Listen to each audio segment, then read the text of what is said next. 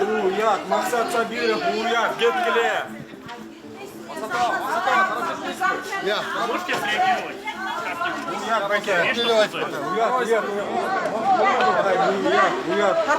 Тарқаға, уят. Суд палата барыла.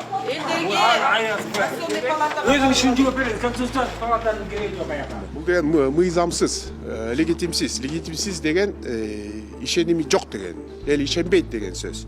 Анткени ушундай мыйзамдарды кабыл алса, ал деген жөнүнө кагаз болуп калат. Кийин жаңы парламент келип, кайра бүт барды өзгөртөт. Конституцияны кайрадан эле өзгөртөт. Уят қой, отырғаннан уят қой. Олам мен мыйзамдарды қағаналы тұрам бекен.